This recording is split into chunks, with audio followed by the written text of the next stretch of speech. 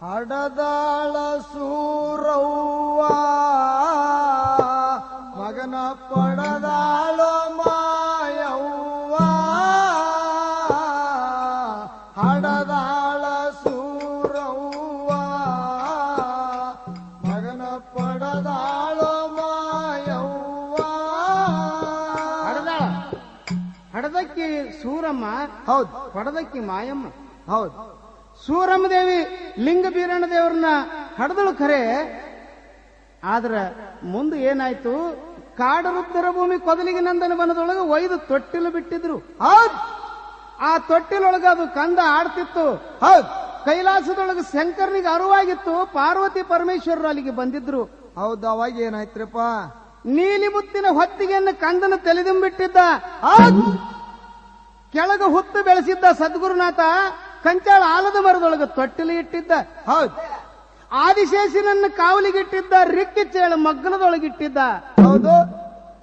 ಜೇನುತುಪ್ಪ ಹನಿ ಹನಿ ಕೂಸಿನ ಬಾಯಿಯೊಳಗೆ ಬೀಳುವಂಗ ಮಾಡಿ ಇಟ್ಟಿದ್ದ ಪರಮಾತ್ಮ ಏನೋ ಭಗವಂತ.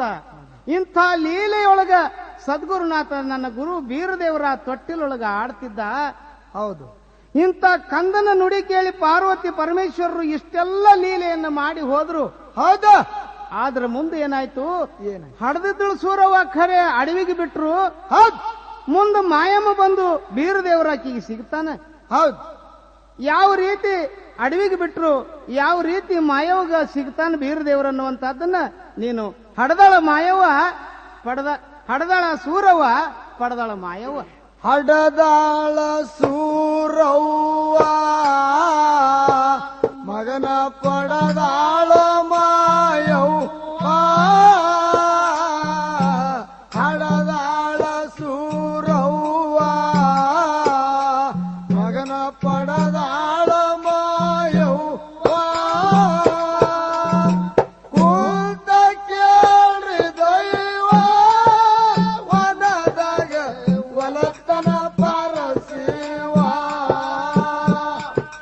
ಕೂತ ಕೇಳ್ರಿ ದೈವ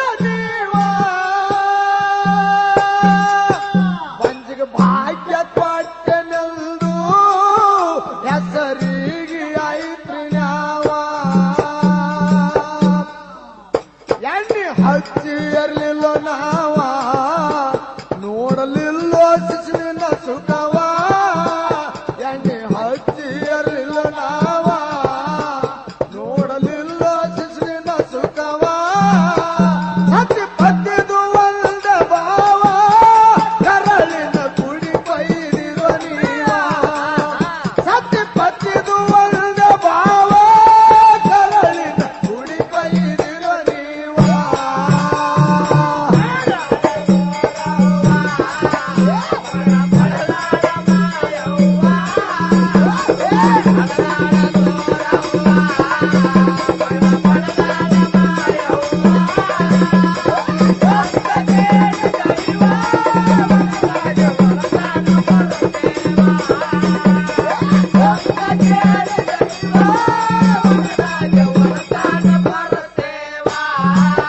ಹಸಿರಂಗಿ ಹಲಗಡ್ಗರಾವ ಕುಸಲಾದ ಕುಚ್ಚಗಿಟ್ಟಾವ ಬಂಗಾರ ಪಟ್ಟಿಲ ಕಟ್ಟಿ ಬೆಳ್ಳಿದು ಹಾಕಿ ಸರವ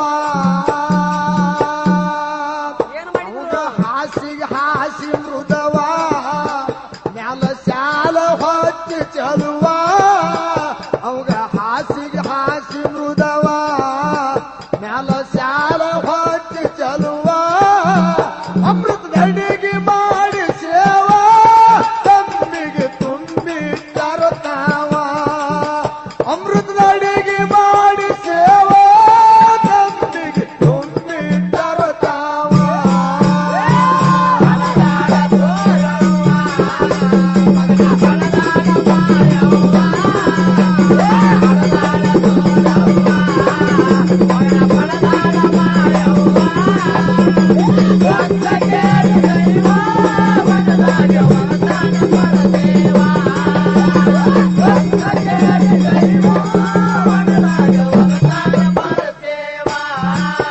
ಅತ್ತ ತಾಯಿಗಾಯ್ತ್ರಿ ನೋವ ಹರಿವಾದಂಗಾಯ್ತು ಜೀವ ನನ್ನ ಮಗನ ಮಾರಿ ನೋಡಿ ಸಂತೋಷ ಪಡಲಿಲ್ಲ